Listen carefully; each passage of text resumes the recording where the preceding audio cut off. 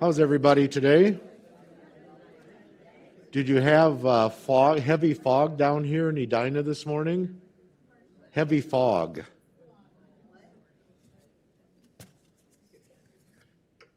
Heavy fog. Oh, that's better. It was really heavy up in Columbia Heights. It could only see about 100 feet, 150 feet when I was driving. We got about one more minute to go here, and then we'll get started. Beautiful day out there today. See a lot of work going on at the North Plaza back here. That's exciting.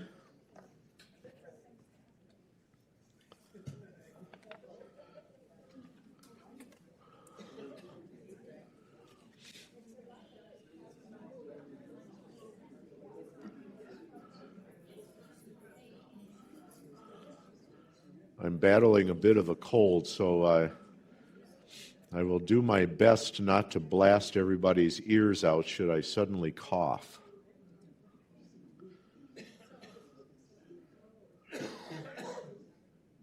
Like that.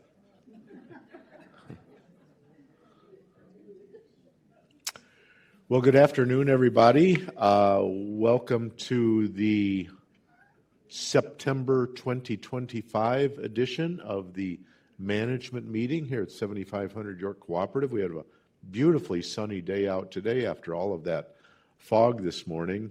We're going to be sharing a lot of information with you today, so hold on to your seats.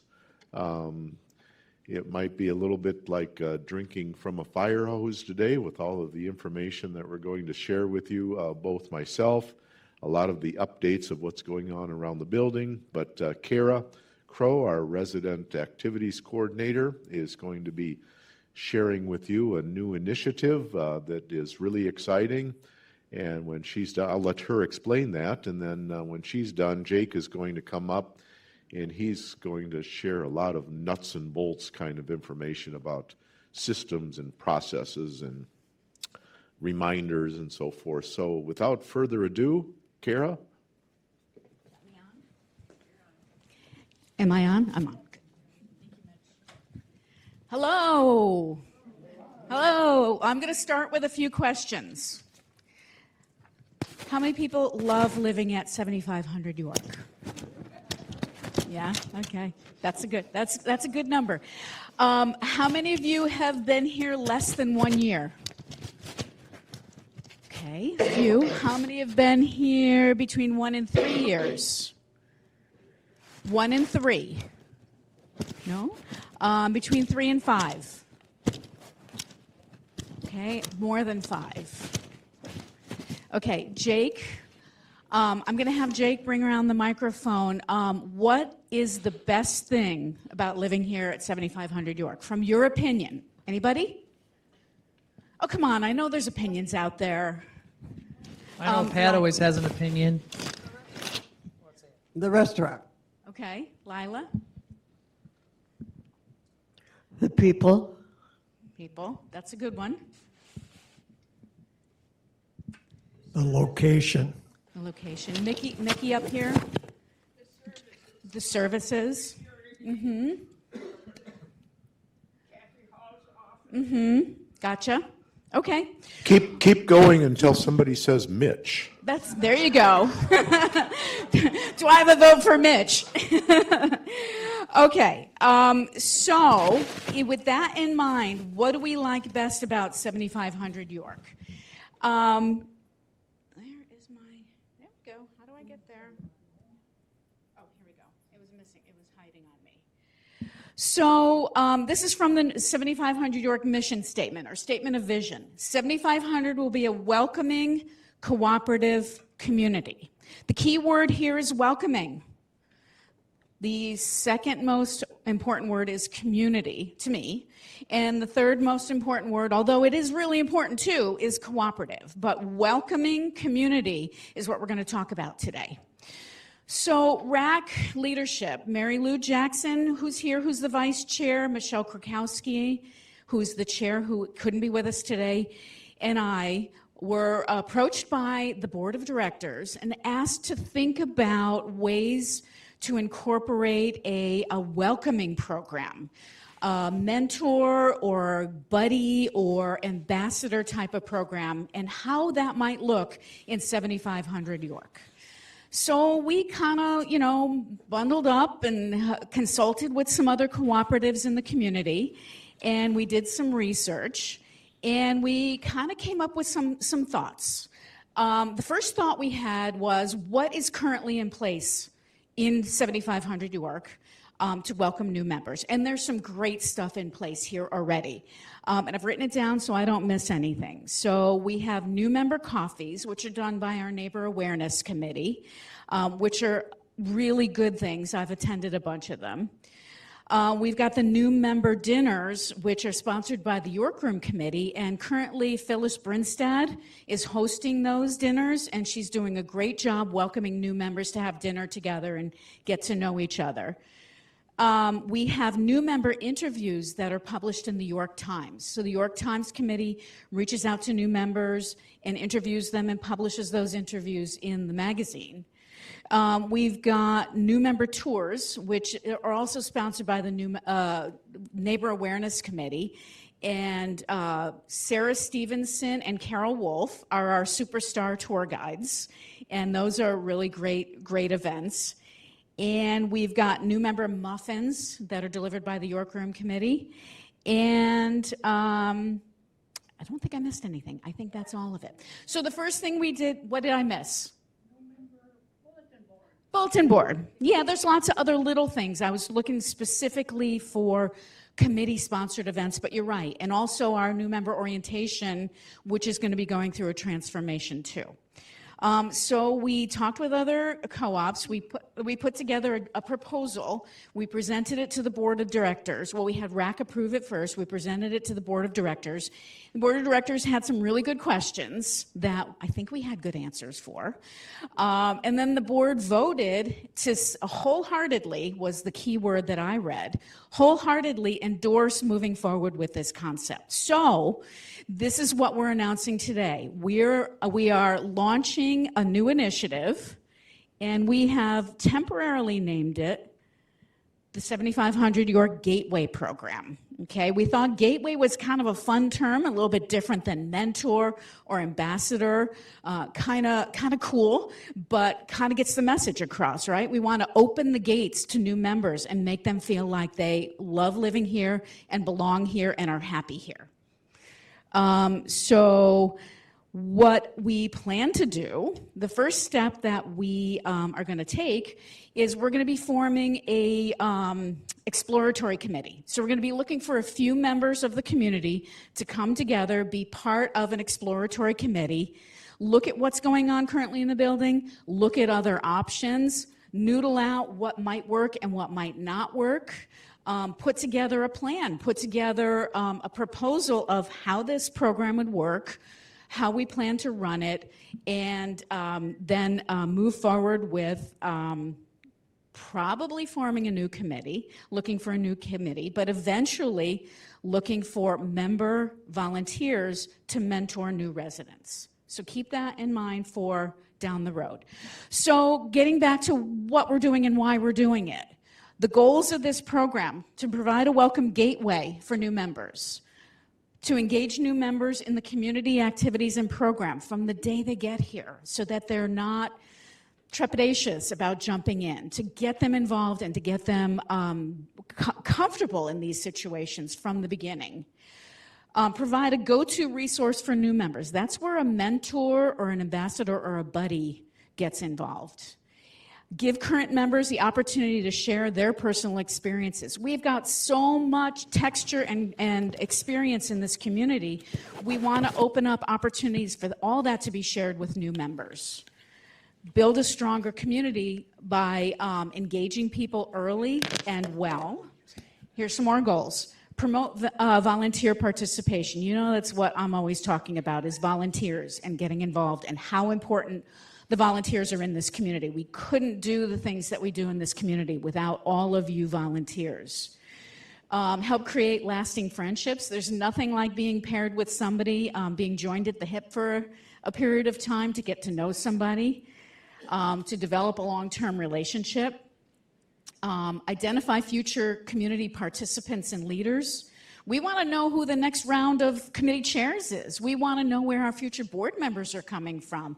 And if we engage people early and in a welcoming and warm way, we can get in touch with these people sooner and get them engaged and maybe into leadership roles sooner. We did that one. Provide opportunity for knowledge sharing and new ideas in the community. You share with new members, you welcome new members to share with you. Exchange of ideas, setting the stage that this is who we are and what we're looking for. And reinforcing the value of the village. You've all heard about the village concept, right? It takes a village to get anything done. This is a village. We want to reinforce that this is a village and all members are here for each other, and we support all members.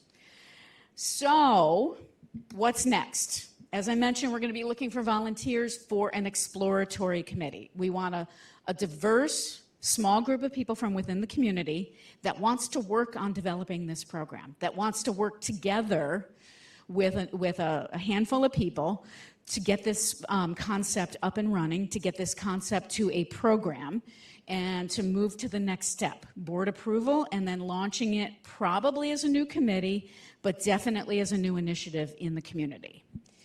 And what would the new committee do? Once the new committee happens, once the concept is developed, once the board approves the whole process, when we develop a new committee, the responsibilities will be to recruit and train what I'm calling gateway guides. Same thing as a mentor, an ambassador, or a buddy. It just is kind of cute and goes along with the theme, right? Recruit and train gateway guides from within the cooperative. Those are all you people that are willing to be one-on-one helpers for a new person coming into the building. We're going to pair the new members with a guide. We're going to provide support for the new member and the existing member that's there to work with the new member.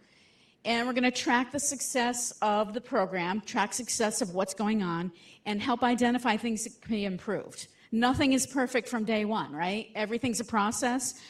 Nothing is perfect, but there's always opportunity to improve. That's one of the goals of this future committee, is to make sure that if there's room for improvement, it's identified and acted on. So that's what we're doing. Does anyone have any questions that I can answer right now? Jake's got the microphone. Anybody have any questions, any thoughts, any burning ideas that you want to share? Mickey. Could we start with a volunteer on each floor to be the first committee and then see how far that goes? And they would probably change every year. So you'd have the responsibility for only 1 year, one person on each floor. Again, we're at the concept stage right now, and this exploratory committee is going to start talking about what all the options are. So that can be added into the pile of what some of the options are.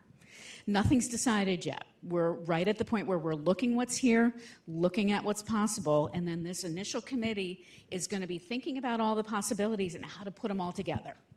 So thank you. Anybody have any other questions? Any thoughts? Is this a good idea?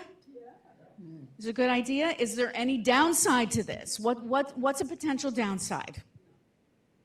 Nothing. Oh my gosh, this is amazing. Marty. Coming Jake over, is Marty. coming. Jake is coming.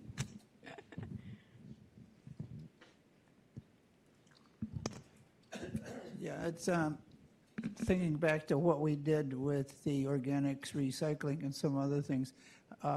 I see this sounds like just a one-on-one kind of thing and no group activities. There's no kind of getting everyone together and sharing things as a group rather than just one-on-one. We found that the one-on-one people just sort of lost interest in that, and very few people took us up on the mentorship that we offered. And I was wondering if having more than just one person involved with each new member might be better, or more groupish things.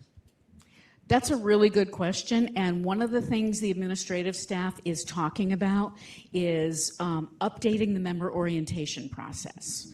making it more community-wide, making it so that it's public, so existing members can revisit the orientation process, revisit information, doing it here in the CAC, but also doing it recorded so that it can be rebroadcast on 990 on a frequent basis. So all of those group training things can be involved in this ongoing repetitive orientation process. Can I say one more thing? Yeah. Yeah, something that also I think needs to be thought about is we should have a ongoing member training process, because there are a lot of people here that forgot what they learned 5 years ago, and I'm wondering if incorporating that into an ongoing training program rather than having it separate would be more efficient. Well, that was what I was just saying, is we will do a member orientation / training program that new members can participate in when they're first here, but we'll have it open to everybody, and we'll have it recorded so it can be broadcast on 990 on a regular basis. So new members can see it. Existing members, not daily, I think that's a bit much, but existing members can watch it when it's rebroadcast as often as they like.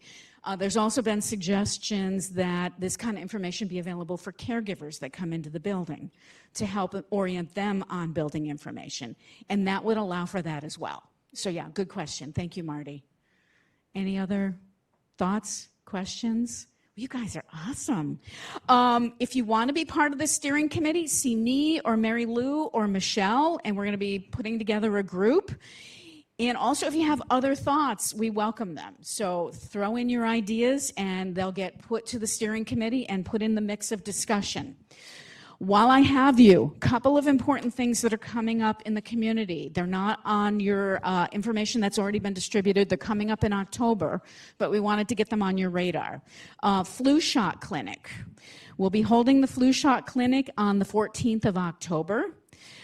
Sign-ups for the flu shot clinic are going to begin this coming Monday, the 15th of September.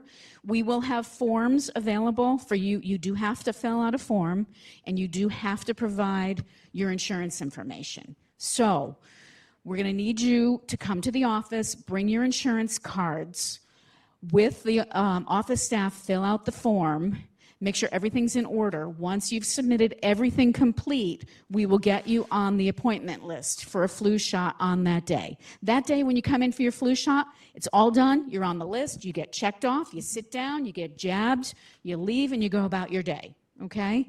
So look for this starting on Monday. You can make sure you bring all of your insurance cards. If you don't have everything together, the office staff will ask you to go back and identify the pieces that are missing. They're going to want everything complete before you get on the appointment list, so keep that in mind. Stronger shot, Jake? I think it's the normal flu shot. Or is it senior shot? It's the flu shot for It's this what population. Fairview does for this population. It's the same injectors that have been used in the past, so it's the same process. But make sure you have all your information. Come to the office, get your forms filled out, get on the list. There's only room for 101. Yes. So first come, first served. We can't necessarily accommodate everybody, but we're going to get everybody in up to 101. Dave? Monday. Dave asked for 990 folks. What time? When should we start coming to the office? Monday, September 15th. Right. Oh, sorry. I it's didn't okay. repeat the question. Sorry about that. The other important thing that's coming up in October, and you'll see information about this, we're offering our Safe Driver class again. It's a 4-hour workshop here in the CAC. We have a group that comes in from outside, teaches the Safe Driver class. You leave here with a certificate of completion. That certificate entitles you to 10% off your personal auto insurance for 3 years. If you've never done it, it's easy. You get it done here. You don't even have to leave the building, and you walk out with your certificate. If you're expiring, if your 3 years is expiring, check and look and see when yours expires. Sign up, get it done. Because if your insurance renews and that certificate has lapsed, you won't get that 10% off your insurance. So look and see your previous certificate. If it's expired or almost expiring, sign up for this class. And signups are going to start October 1, but put it on your calendar now for October 17, okay? Any questions about that? Same as it always is.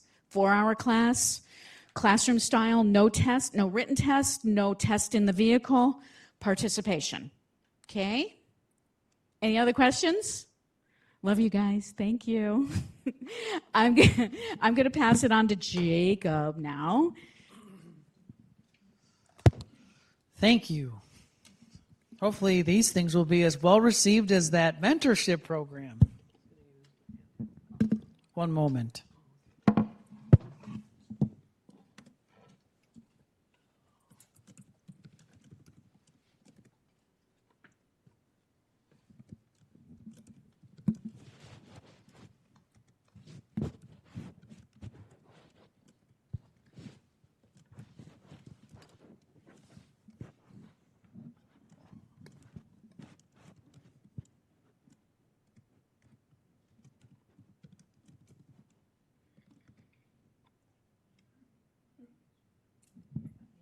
It's thinking. My apologies.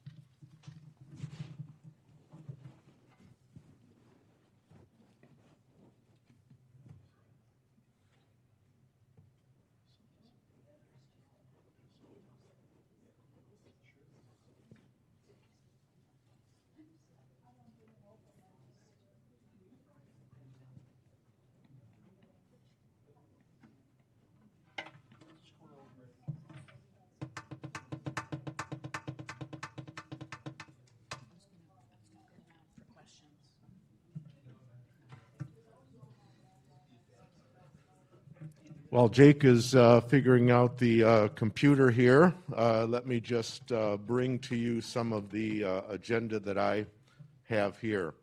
Well, that's a great start. Just want to let you know some of the updates that are going on around the building. As you may have seen outside today and last week as well, there's been a lot more activity on the North Plaza. The waterproofing membrane that I've talked about before, I've shown you a small sample of that. It was delivered, it was fitted around the perimeter of the plaza, and that is being installed today. So what that means is there will be no more water intrusion into the parking garage gutter system. That's on the north end of the south garage. So that, if you've noticed, when it rains heavily, water goes into those gutters, comes down those tubes into the 5-gallon buckets. The 5-gallon buckets overflow and goes all over the floor, but down into the drains. So what this Citura membrane that it's referred to as doing is it's protecting that expansion joint around the perimeter of the plaza and will protect from any water going down into the garage through that expansion joint. So I hope we have a heavy rain sometime, but not too soon, because their work out there is dependent on having dry weather. So I'd like to see just how well that works when we have a heavy rain. All right.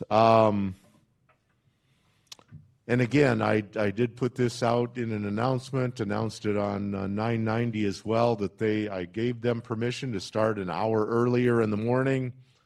So anybody who has an apartment around the plaza will notice some noise going on as early as 7 o'clock in the morning.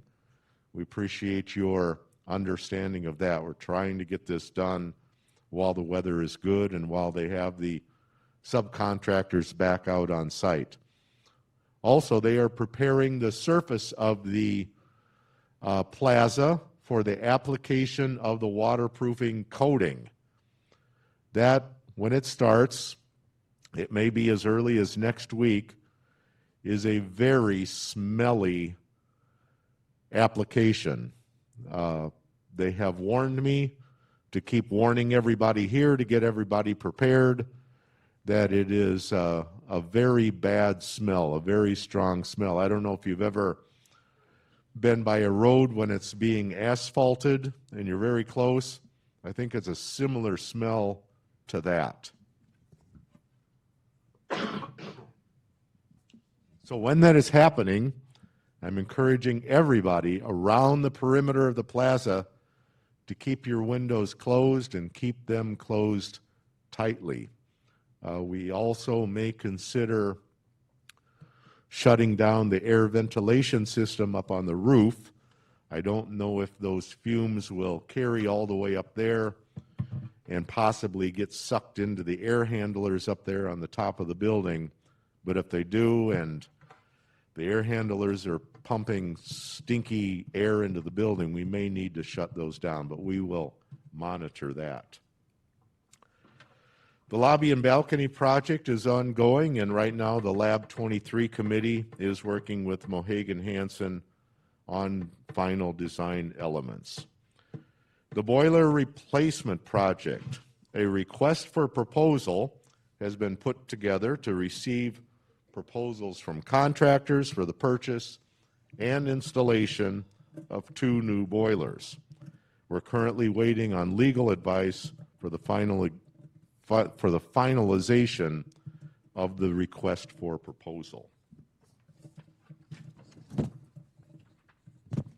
Right now, the 2 current boilers, which we will be using for another year yet, are being cleaned. They've had their inspections, they're being cleaned. Soon they will be all put back together and make sure that they're functioning properly for when heating season begins. We do have some 80-degree weather coming up, so I don't anticipate that that will be too soon yet. Garage cleaning. April 28th and April 28th and April 30th. That's a Tuesday and a Wednesday in 2026. Just reminding you that that is when the garage floor will be swept and power washed, and there will be a fine for any member, a $100 fine, who does not remove their vehicle for the cleaning. Any questions about that? Great. Annual inspections. Annual inspections went very well this year. One of the results of the annual inspections are work orders that come out of our maintenance team going into your units, inspecting everything that the cooperative owns in your unit, and if there is a work order necessary, that's entered into the system. The whole process of doing those inspections and entering the work orders is that we end up with about 300 to 400 work orders all at one time.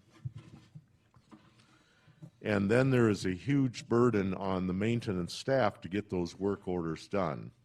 And for our maintenance staff facing this pile of work orders and members who may be facing having maintenance techs needing to come in and take care of those, it's a burden on both sides. So starting next year, we're not going to do all of the annual inspections at the same time.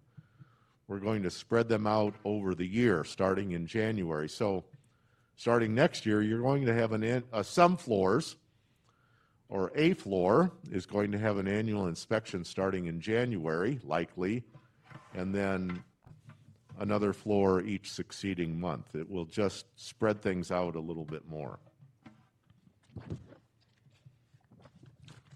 Nuts to that. Chilled water pipe condition evaluation. There's good news that came out of that. You know, we spent about $20,000, more than $20,000 to do that. But the result of that is having the entire building inspected for where similar types of pipes in similar conditions were located that were the same as the ones up on the balcony in the puzzle area, and also down in the York room near the dining director's office, that those leaked because they rusted through. They were the wrong types of pipes. They were steel pipes, and they weren't properly insulated, so they rusted through. And we became aware that there were other areas in the building that had steel pipes instead of copper. And the contractor that was working on this has located all of those. And the good news is that it is less than we thought it would be. And they are in areas at least needing some further destructive openings to see the condition, or to see how much the pipes have rusted through. It's less than we thought. So it's good news. The plan will be, I believe, it will need to be approved yet, but it would be our effort to have all of those steel pipes replaced, so that the cooperative doesn't face that type of situation in the future of trying to handle a leak in an emergency situation. The exterior facade repairs on the north wall. I've talked about that before. We're currently waiting for the draft contract to be sent to us so we can have it reviewed by legal counsel. Work is expected to start later this month and to finish before winter. Exterior facade repairs or replacement around the entire building. Now, that is still a concept right now. It's something that I introduced to you last month. But what we have, or the property committee has settled on a proposal from one of the engineering companies that we approached to do this, and that will be coming before the board for approval. So the reason for doing that, getting that proposal from an engineering company, is for a rough order of magnitude. And so a rough order of magnitude is a very, very rough estimate of what the cost of doing that type of work might be. So whether it is simply doing repairs, or whether it is doing a type of replacement of the facade in some areas, or perhaps the entire building, and that we are not sure at all, but something that is being looked at. We'll know that months down the line yet. This is just the very first step in identifying whether something needs to be done, what needs to possibly be done, and what is the very rough estimate of how much it might cost. So certainly more information to come on that at a later date. New security cameras. You probably noticed some workers around the building, and at the last week and a half of August, all of the new security cameras are in. So there are all new security cameras in the building, at the exits of the building on the first floor, and down in the garage, and there are also new cameras on all sides of the building, and a new camera at the entrance, the main entrance.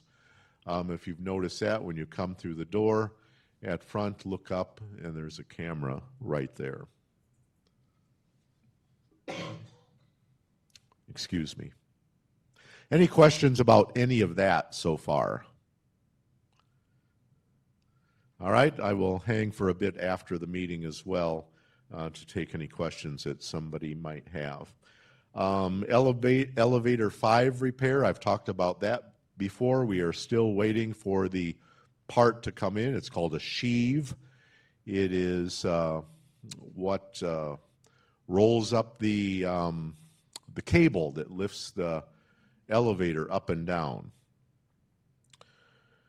Wireless thermostats in the elevator lobbies. All of those have been installed already, and that is going to provide a much more accurate and stable cooling and heating to the common areas, and will be at a cost savings for the cooperative over the long run. So if you recall, the cost of that was about $18,000 to install all of these wireless thermostats. But some feedback that I would get, Michael would get back, those of us on the management team, of that elevator lobby is too cold, or this elevator lobby is too hot, or it's too warm or too hot in the hallways. This will provide a much more stable way to keep the heating and cooling in these common areas at a comfortable level for members. Now, do I discount the fact that somebody might think it's still too warm or too cold in the common areas? I have no illusions that everybody's going to be absolutely happy with what the temperature is set at. But I do think we will be avoiding the very hot temperatures or the very cold temperatures, and certainly over a period of years, we should recover those costs. So right now, I'm going to turn it over to Jake. I think he's got his issues, among many, under control here, and I'll finish up my list of things when he's done with his presentation. I want to give priority to him because he's got a lot of important information to share. Thank you, Mitch. Thank you for your patience. Looks like my work computer decided to crash on me. So I'm using my personal one. We'll get through it.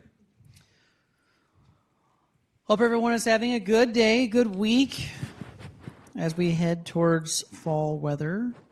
So I have a bunch of administrative announcements to share with you, stuff that's happening in October as well as coming soon in November. So just bear with me.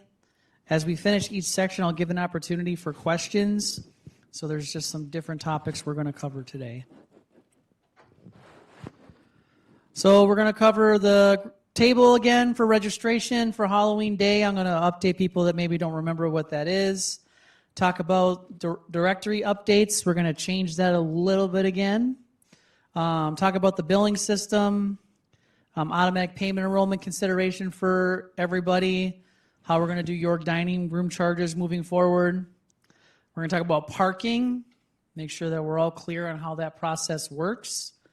Some bus route changes and communication overall around here.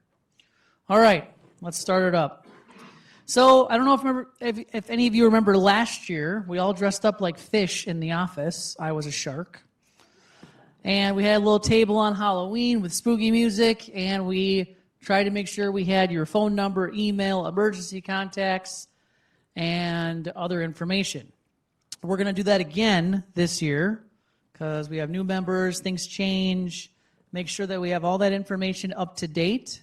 So if your phone number's changed, if your email is different, if you have different emergency contacts, you've changed vehicles, which some of you do, or you want to take a new picture for the photo directory, that is going to be your opportunity to do that.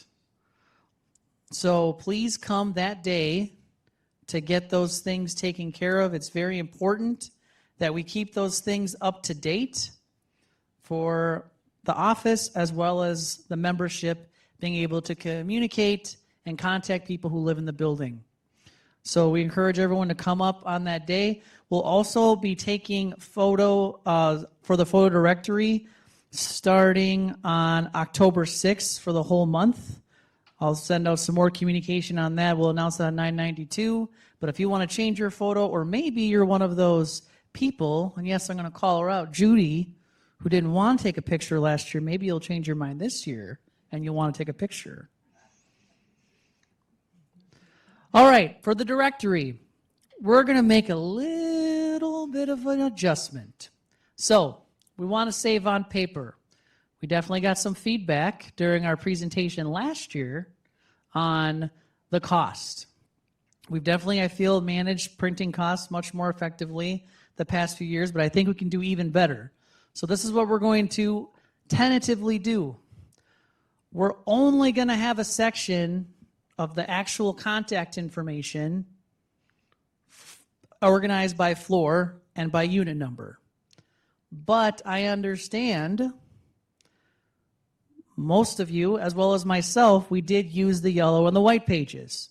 So we're going to add in the beginning of the section, before all that information, alphabetical lists, lists by floor, so you can at least quickly get someone's name. But we want to keep these lists slim, so we're not using a bunch of paper. So you'll use those pages to reference the floor and the unit directory. Does that make sense? So we're trying to consolidate it a little bit.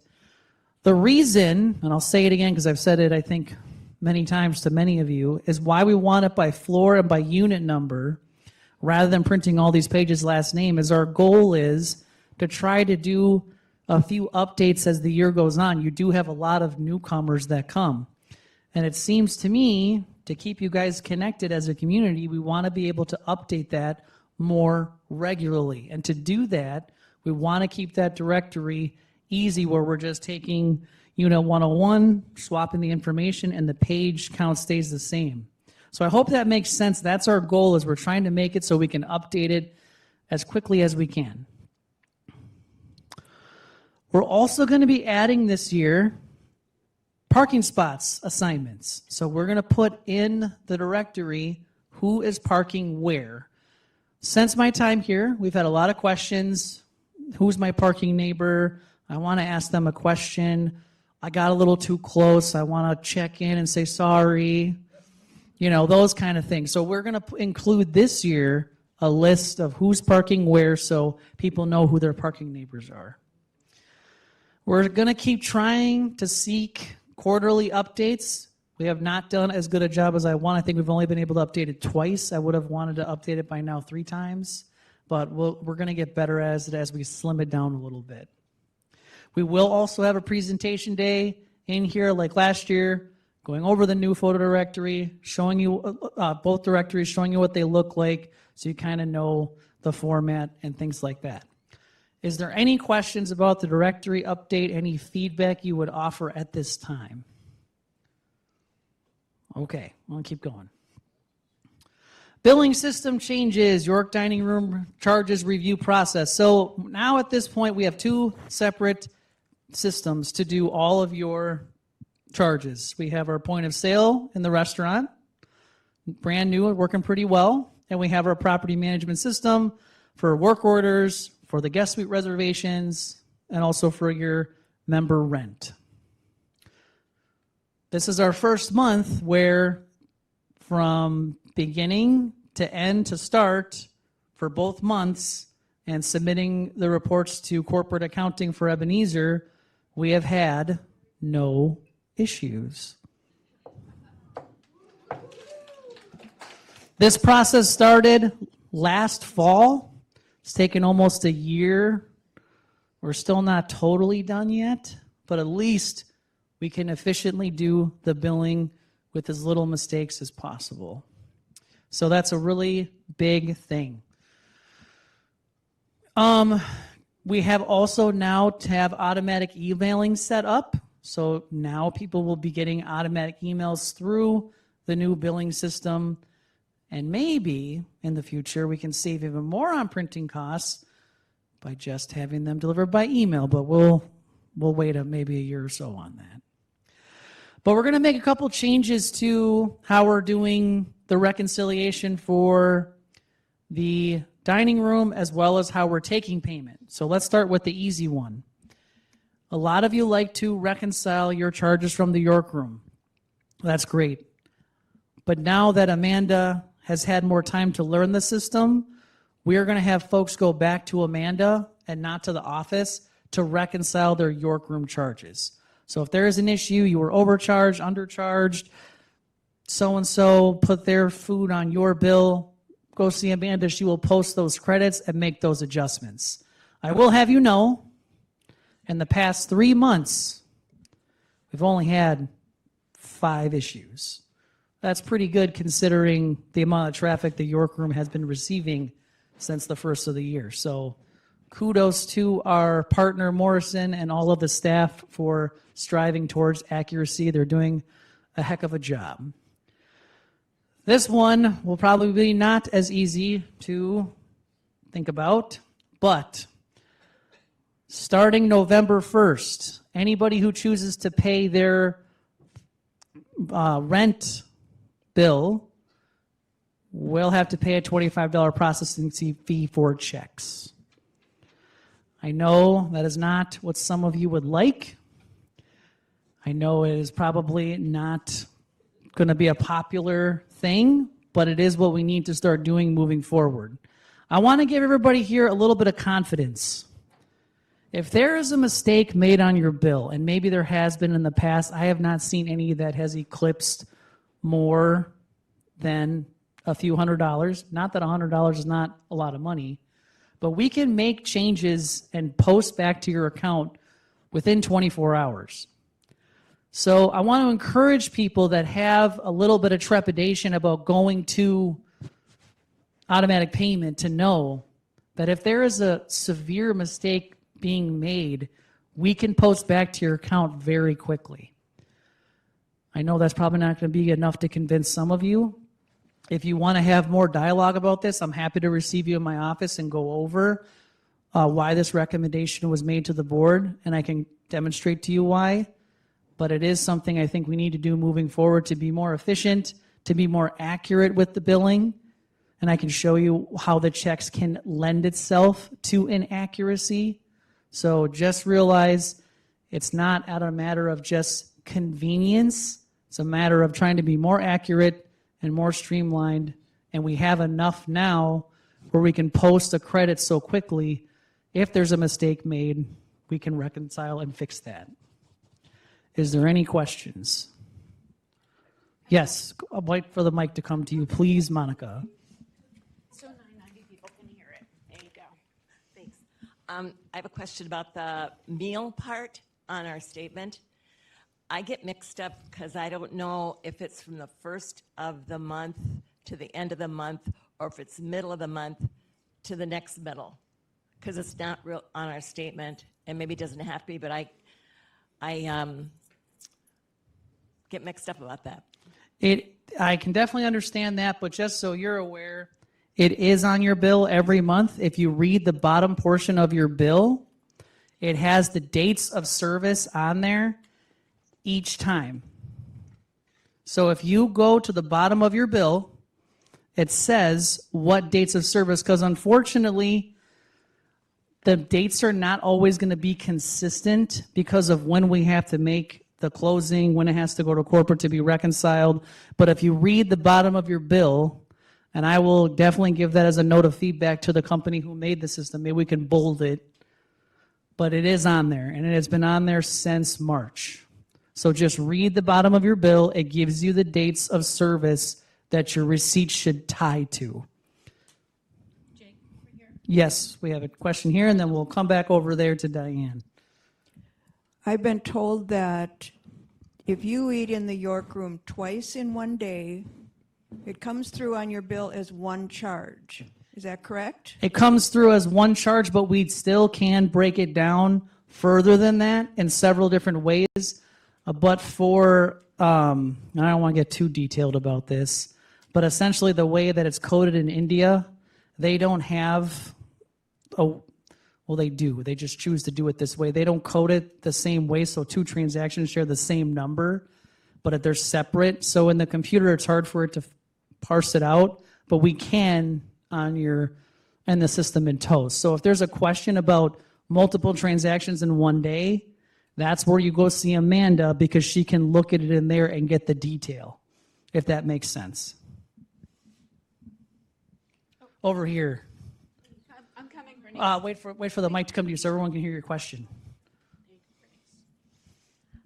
On my bill, you said look at the bottom for the charges. On mine, it's on the top. No, on the bottom, look for the dates of service for the I know. restaurant. Oh, On mine, it's on the top of the okay. bill, Well, not the I'll have to look bottom. at your bill.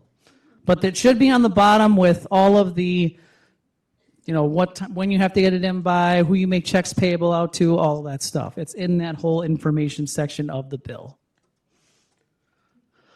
Any other questions? Linda has a question. Or maybe a comment. I have a comment, thank you.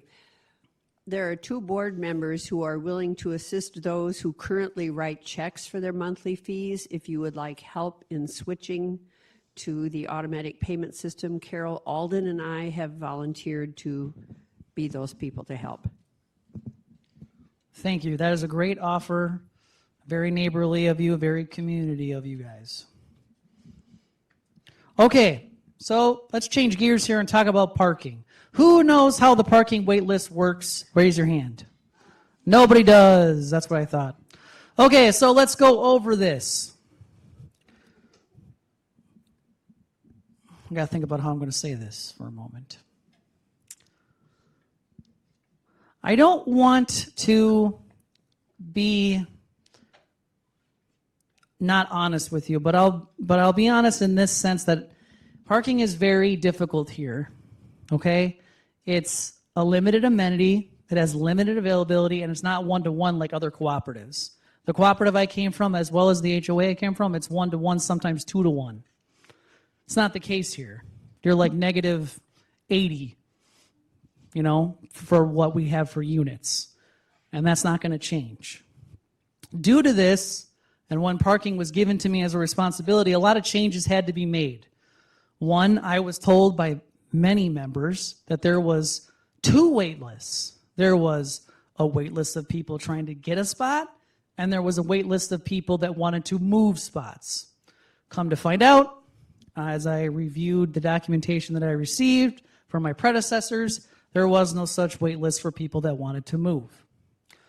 So in working with Megan, her and I came up with kind of a system. So what we do now is this. There's 2 wait lists now.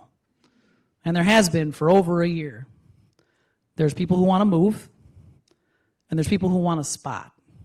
And what I do is, when a spot becomes available, I call people on the move list, see if they want to move to that spot.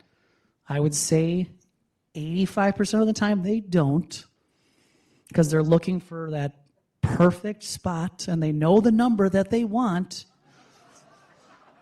So then I move on to the general wait list, because those folks just want to get in the garage and not be outside in the wintertime.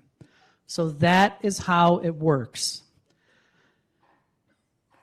We've had to make a lot of adjustments as well as like expectations of when people can expect to get into the garage. I would love to tell you 3 months, for people who are waiting. It's just not feasible given how much of a disparity is to people who are still driving and the amount of spots that we have. So I try to give very clear expectations to new members, maybe 3 months, maybe 6 months, maybe longer. I don't know. Sometimes it comes in waves. And what's sad about it is it's the worst waves. It's people are moving out, they've passed on, they're going to something more medically complex. I always get spots on the worst conditions. Very rarely is it someone who, I don't want to drive anymore. Those are the best ones because I don't feel as bad. It's always bad when you get a garage door opener, it's like so-and-so passed on last night. Well, someone's going to be elated and then someone else, some other family is sad. So it's never great circumstances to get a parking spot. So we keep these wait lists together. We try to call the people that want to move first, see if they want to move, and then we make those changes in real time and get people assigned.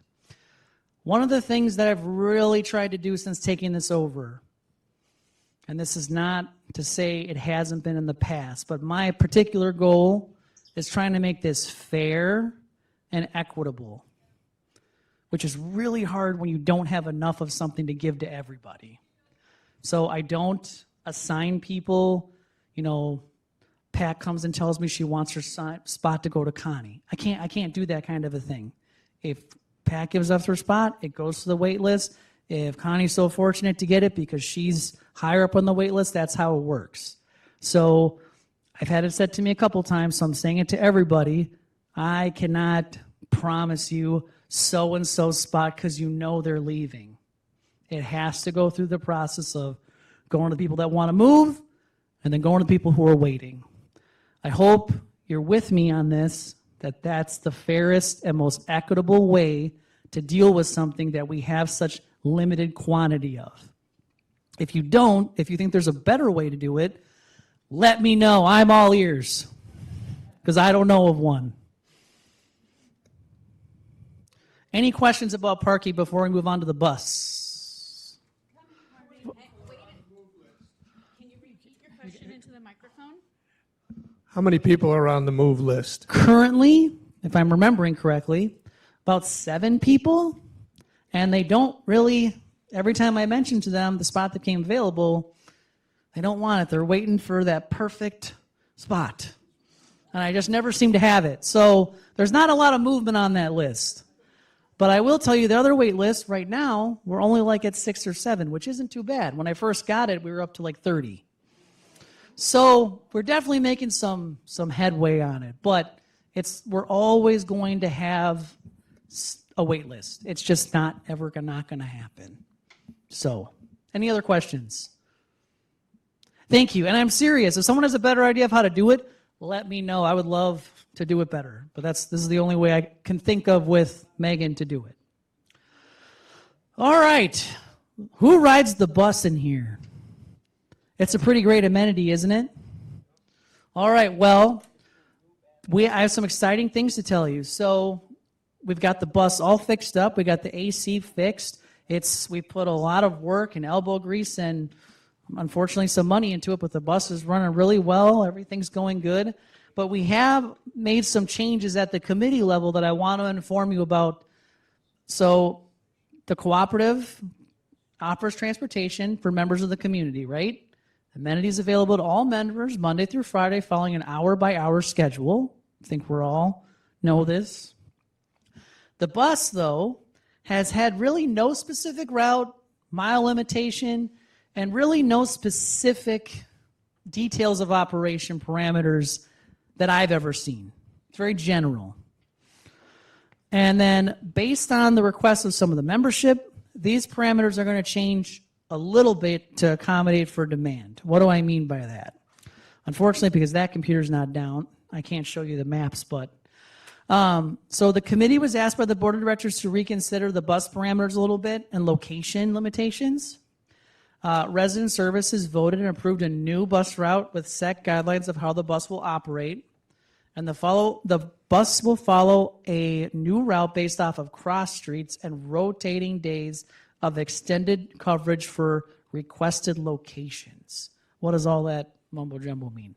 So the bus is not going to not go where you expect it to go. It's still going to go to all the places it routinely goes to.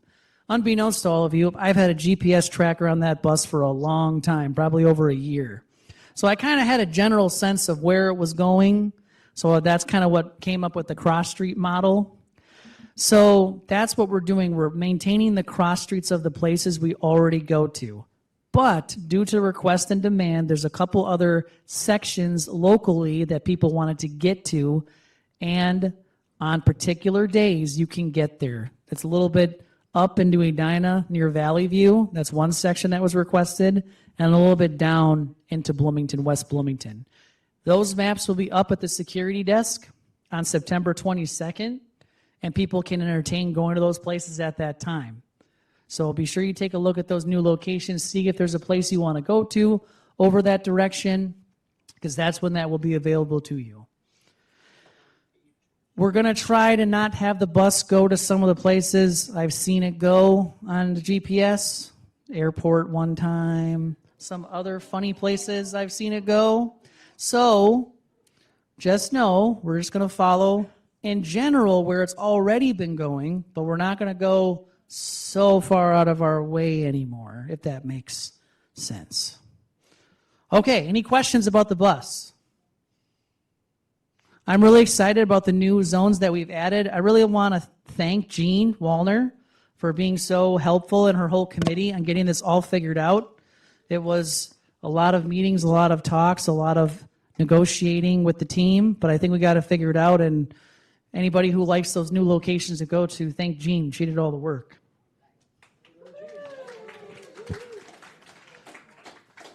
All right. I have three last things to tell you, one of them on here. So when I first got here, and I forgot my props, I noticed that communication is not always as seamless as we would like it to be. One of the disadvantages of there's a lot of you and there's not many of us. So we've tried to implement new ways of communicating. One call, using 990 for a lot more announcements, using MailChimp to communicate things. I'm sure you've gotten those emails from Mitch about updates about construction. You know, trying to let people know about people leaving, like Kathy and Moran. Like, we've done a lot of things to try to let people know what's going on. But I will tell you, we're kind of at this crossroads where we really need people to decide how they want to be communicated with. Do you want an email? Do you want a text? Do you want a phone call? Unfortunately, we're not going to put paper announcements in your box anymore. It's not effective, it's not instant, and we have no guarantee if you got it or not. With our text, phone call, email, I can see if you open the email, I can see if you got the call, and I can see if you open the text. I literally have all the metrics on the computer. I know that's not for everybody, but that's where we're going because that's the best way to get in contact with you. And I know some of you, I'm not going to name names, I know some of you have blocked all communication from these avenues that we've put into place. And I'm not trying to call you out, and I'm not going to call you out individually, even though I know who you are. It really is so chafing to us as a team where we're trying to do our best to communicate with you, and I look and I see that you've blocked all the communication that comes from us. It is so frustrating because my job here is to communicate with you, and then you don't want to have an open line of communication. So I'm just asking you, who's someone who's really trying to communicate things, to keep people in the know, please don't block us, one. Two, understand that some things that happen, especially on the maintenance side, they're happening in real time. It's difficult to know what exactly to communicate with you, and we're going as fast as we can to get you the right information. Some of you come down to the office very upset because you haven't gotten word if something is done, if we're moving on, what to expect. I don't even know yet, and Michael hasn't figured it out yet because he's waiting also to get word. So just try to have patience with us, open up the lines of communication, and on Halloween, when you come to the registration table, let us know what is your preferred way to be contacted. It helps us do our job better, and it helps us keep open communication between the two of us. This is a relationship, right? It's board to management company and management company to the members. And we want to communicate with you everything that's going on so you can prepare. So you know if you're going to have a cold water shower tomorrow. So you know if the plaza is going to be loud. So you know if someone is leaving or not. We want you to know all these things, but we need you to participate with us. And those of you who have us blocked, you got to think about how you want to be communicated with then. It's a two-way street, not to get preachy. So just think about that, because it's definitely been something that's been really difficult for us who are trying to do better with this, and it just seems like sometimes we can't quite get the right thing to what people want. Okay, lastly, I have exciting news for those who like cable and like the Twins. So the board authorized Mitch and myself, and Mitch owes the lion's share of the credit here because he's Mr. Hagler, Mr. Negotiator, and we were able to negotiate a very good package, which we're going to get details for you, that includes the Twins and some sports channels. And we've also negotiated a reduction of over $10,000, no, of over $9,000, excuse me, let me be accurate, to our initial offer from Comcast. So really good things coming. We're going to be upgrading to the new equipment, so it's all going to be digital now, so really good picture quality. And we have assurances from Comcast. I don't know if some of you remember when they first came here before the pandemic, and they would do routine visits. They would bring swag, they would check in, they would bring new channel lineups, and they kind of stopped doing that for a while. They have promised us that they are going to continuously do that. And now I got enough emails for a lot of people that I can harass them if they stop doing it. So I hope we can have some good programming here. Really excited about the savings of the cooperative and really excited about the channels that they're going to include. And they've told me that they're going to provide some channel guides for folks that need them, and hopefully we can get that posted to the portal. So thank you, board, for letting us negotiate that for you. And last, but the saddest thing to say is Megan is going to casual. Megan at the front desk. I am currently trying to hire for her position. I'm very sad that she's leaving. A lot of the things I've been able to do the past year and some months has really been because of her. Being my data entry person. So I'm very sad that she's leaving. I'm very happy for her, though. So if you have time, say goodbye to her, and we'll see her occasionally. Thank you for your attention. Well, Don has a question.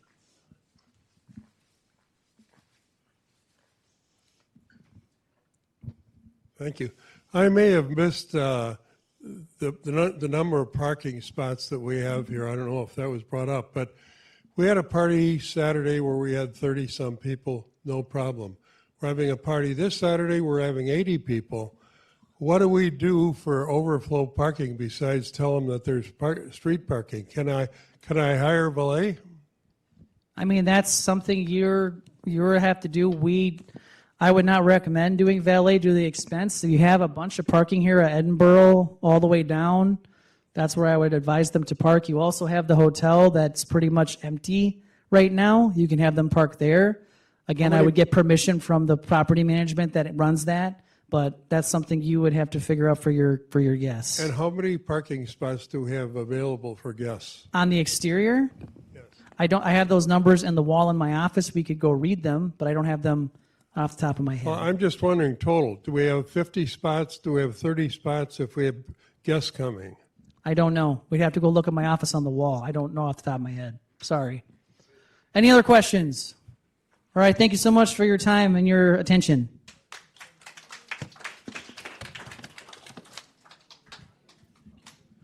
All right. Thank you, Jake. A lot of information. I wasn't kidding when I said there was a lot of information, and you feel like you've been drinking from a fire hose. So I don't have too much more here. But I would like, is Jake still here? He leave. I got to get the list of members who've blocked us in communication. I want to know who you are. I've stated before that the most difficult part of our job here is communication. Day in and day out, it is the most challenging thing that we do to communicate enough and communicate in the way that reaches the members in their preferred ways. My preferred method of communication is email, because I've got a record of it. So if anybody wants to know what my preferred way, it's email. But you're certainly welcome to give me a call in my office as well. I left off window washing. Window washing will be coming up October 6th through the 13th. We will be coming out with more information about interior window washing for anybody who is interested in that. So put that on your calendar, the 6th through the 13th, and somewhere in that time frame will be the opportunity for interior window cleaning. Just want to give you a very quick update on the work that the York Room consultant has been doing for the cooperative. The consultant did a lot of work with our group, that task force, if you will, as well as other members that he met with, and he also met with Morrison staff, and he helped the cooperative arrive at 3 goals. And there are some sub-goals among these 3, but I'm just going to list these off really quickly and not go into it much more beyond that, because there is more work to do now that goals have been created. So goal number 1 is to keep doing the things that we're doing well. So that is continue the York Room operations, that it's a sit-down service, full service, breakfast, dinner, carry-out, Sunday brunch once a month. The food quality, I think everybody has noticed in the past year that the quality of food has gone up so much, and we're thankful to, in the past, to Nick, now Amanda, and especially Chef Eric, for the food quality and the variety of menu offerings that are there. And the financial results, we've been operating in the black since the year started. I think right now, through the last financials that we've gotten through the end of July, we're about $17,000 in the black, if I'm not mistaken. So that's very positive. The goal number 2 is to increase participation in the York Room by the end of August 2026. And a few ways of trying to accomplish that is through a gift card program. Another one is to have a focus group of approaching members that don't use the York Room at all or use it very seldom, to see perhaps why they don't use it, don't want to use it, and maybe what would enable them to use it more. And then an interesting one is a test clubhouse concept. And that is a concept that would use the fireside part of the York Room to have a walk-in, no reservations, self-order, fast casual concept of getting food, maybe burgers or sandwiches or soups or something like that. Nothing defined yet, but something quicker service and more casual. That will be looked into further if the cooperative chooses to engage the consultant further. Excuse me. And then goal number 3 is be ready to tell Morrison what services we want in the next contract by August 30 of next year. So those are the 3 goals, some sub goals to those 3. Very good work done by the consultant. We enjoyed working with him. He's very smart, a very dedicated group of a task force working with him, as well as other members and Morrison staff that were included in the process. Just a reminder to members that Ebenezer employees are not permitted to receive tips from members. A few other things that I am working on. I'm working on the budget and engaging my staff. I've engaged committee chairs. Any of you committees that have budget requests or proposals to submit to me, please look at getting those in soon. Have also been working on the refurbishment, the updated refurbishing policy. That the policy was already updated and approved by the board. What it is waiting on now is an approved list of standards for the cooperative. And I am working on the very final piece of that will be going to the property committee for review by that committee, among some others that they are inviting to participate, and finally the board. So more information coming out to that, about that to the members. And then the reserve study update has just been completed, the first draft of it. I just received it this morning. I haven't even had a chance to look at it other than the cooperative's recommended deposits for the coming years. And so until I've had a chance to fully look through that and share it with others in participating in that process, I will hold off on commenting about that to the members. And of course, that is a part of the budget, the deposits that the cooperative makes to reserves so that the cooperative has funding for projects and replacements anywhere from next year to 30 years out down the line. That is all I have for today. If anybody wants any more information, raise your hand. I'll take perhaps a couple of questions because I think we are off of 9:90 in about the next minute or two here. Any questions that I can answer? I will hang around afterwards as well for a bit. All right, thank you. Everybody have a good afternoon.